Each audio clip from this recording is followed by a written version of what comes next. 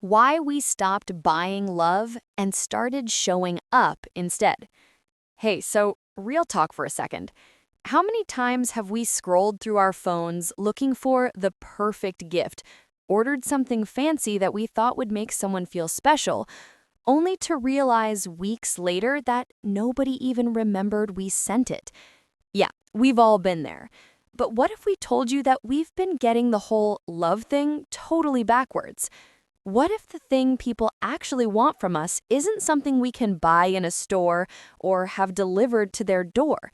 What if it's something way simpler, way more powerful, and, honestly, way cheaper than all those gifts we've been throwing money at? Stick around because we're about to change how you think about showing up for the people who matter most. We were doing it all wrong. You know that feeling when you think you're being a good friend or a good partner, but then something just clicks and you realize you've been missing the whole point? That's what happened to us. We were the type to spend real money on things. We'd go online, find something trendy, something expensive, something that looked impressive on Instagram, and we'd think that meant we cared. We'd show up to birthdays with these perfect wrapped boxes, send flowers for anniversaries, buy the latest gadgets thinking it would prove how much someone mattered to us. And honestly, for a while, people seemed happy. They'd thank us, smile, take pictures with the gifts, but something was always missing, you know? We started noticing it in the small moments. Someone would mention they were stressed about work, and instead of sitting down and actually listening to them, we'd send them a spa gift card. A friend would go through a breakup, and we'd buy them wine and chocolate instead of just being there with them in their pain. We were treating love like a transaction, like we could just swipe a credit card and suddenly be a good person in someone's life. And the worst part? We could feel the difference, even if we didn't want to admit it at first. There's this interesting thing that happened about 5 years ago when we really started paying attention to what was happening around us. We'd see people who didn't have money to throw at relationships, but they had something we didn't have. They had presence, they had time, they showed up. And somehow, the people in their lives seemed happier, more connected, more valued than the people surrounded by our expensive gifts. That's when things started to shift for us. We began to realize that maybe the most valuable currency in the world isn't the dollar sign in our bank account. Maybe it's the hours we decide to give to someone else. When presence started meaning more than presence. Making this shift wasn't easy because, let's be honest, it's way easier to buy something than it is to actually show up. When you buy something, you get immediate gratification. You complete the task. You can check it off your list and move on. But showing up? That requires something deeper. It requires us to be vulnerable, to give our time, to be emotionally available even when we're tired or busy or dealing with our own stuff. It's so much harder than just adding something to a cart and hitting checkout. But we started small. There was this moment when a friend mentioned they didn't know how to cook a specific meal their mom used to make, and instead of buying them a cookbook or suggesting they order takeout, we just decided to spend an afternoon teaching them. We sat in the kitchen, shared stories while we cooked, made mistakes, laughed about how terrible the first attempt turned out, and at the end of it, they had more than just a meal. They had a memory with us. They had connection. That was the beginning of the real change. Then there was another time when we noticed someone in our life was going through a really tough period, and all our usual gift solutions felt meaningless. So we did something that felt radical at the time. We just texted them and asked when they were free to talk. No strings attached, no expectation that we'd fix their problems, just genuine willingness to be present for them. That conversation changed everything, because suddenly they felt seen. They felt like they mattered enough for us to prioritize them, to give them our actual attention, not just our money. What we started to understand was that when we show up for someone, we're saying something really powerful without even using words. We're saying that their time is worth my time. We're saying that who they are matters more to me than what I can afford to buy. We're saying that I'm willing to be uncomfortable, to be present, to be real with you, And that message hits so much differently than a thank you note that comes with the delivery box. What showing up actually means. Here's something we figured out that completely shifted our perspective. Showing up doesn't always have to look grand or complicated. It doesn't require us to travel across the country or make some huge sacrifice. Sometimes showing up is as simple as remembering that someone mentioned they had a difficult day, and then actually checking in to see how it went. Sometimes it's remembering that your friend is nervous about a presentation and sending them a genuine message of encouragement that morning, not some generic motivational quote, but something that actually speaks to them. Showing up means we remember the details people share with us and we actually acknowledge them later. It means when someone tells us about their dreams or their fears, we don't immediately jump to trying to fix it or buy a solution. We just listen. We make them feel heard. We ask follow-up questions that show we actually cared enough to retain what they told us. There's research that shows that feeling heard and understood is actually one of the most healing experiences we can give another human being. We don't need anything fancy for that. We just need our actual attention. We also discovered that showing up means we're consistent. You can't just show up once and expect it to mean something. Real presence is about being reliable, about checking in regularly, about being the person someone can count on even when it's not convenient or impressive. That's what actually builds trust and real connection. One of the biggest realizations we had was that showing up also means showing up as our authentic selves. When we're buying things for people, we can hide behind the gift. We can pretend that the object represents our love without ever having to be truly vulnerable ourselves. But when we show up with just our presence and our time and our attention, we can't hide. We have to be real. We have to let people see us as we actually are, mess and all.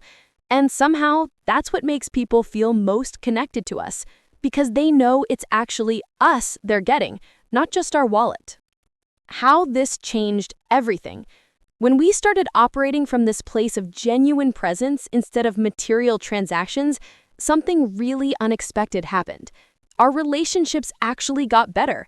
The people in our lives seemed happier, seemed more secure in knowing we cared about them. And here's the thing that surprised us the most. We felt better too. We felt less stressed about money because we weren't constantly trying to prove our love through purchases. We felt more connected to people because we were actually spending quality time with them instead of just thinking about them while shopping online. We also noticed that our relationships became more honest. When you're just exchanging gifts and pleasantries, everything stays kind of surface level. But when you're actually present with someone, when you're sitting with them through their struggles or celebrating with them through their wins, things get deeper. You learn about people in ways that never would have happened over a birthday gift exchange. You develop inside jokes, shared memories, real history together. That's what creates bonds that actually last. The financial impact was huge, and we're not going to pretend that wasn't a major benefit. Think about how much money we were spending trying to prove something that didn't need proving. All those expensive gifts, the constant pressure to buy the right thing, the guilt when we couldn't afford to keep up with what others were doing. All of that just disappeared when we shifted to presence.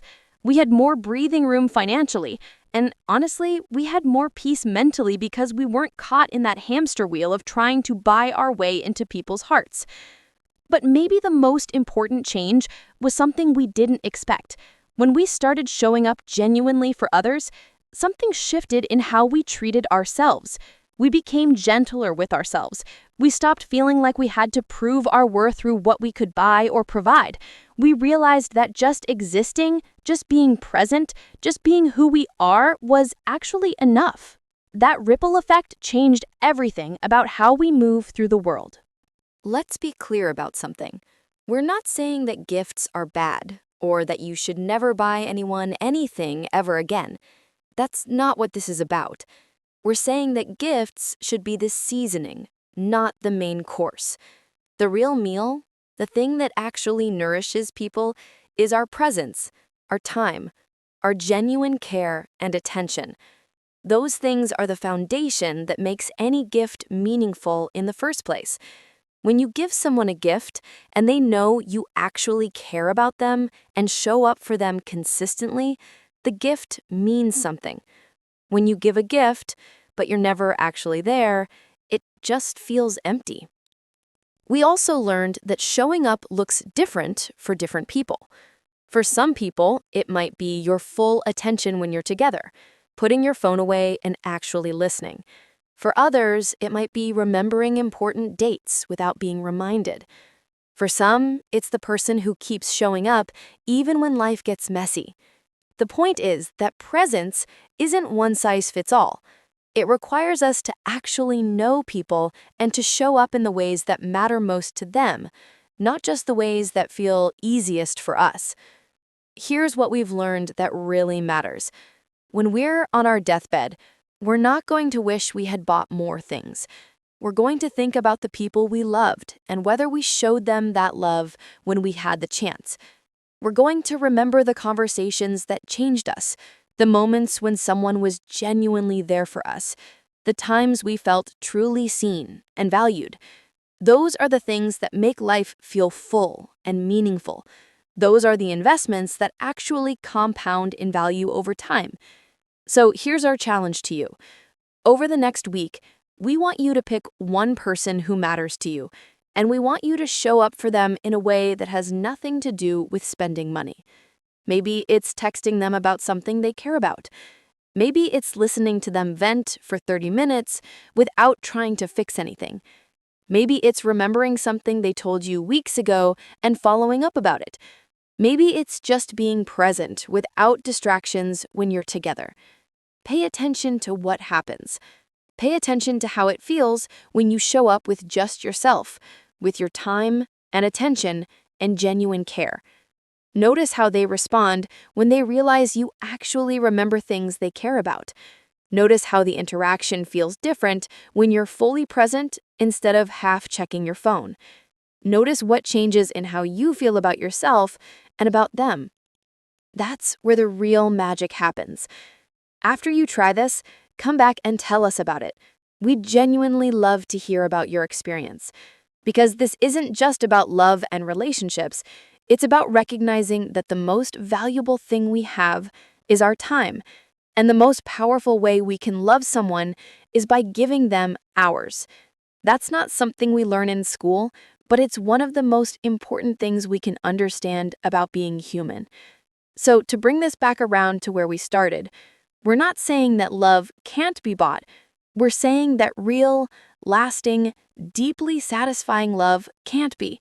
That kind of love only comes from showing up, from being present, from choosing someone again and again, even when it's not convenient.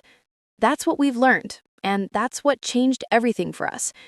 Thanks for hanging out with us today, and we really hope this resonates with you.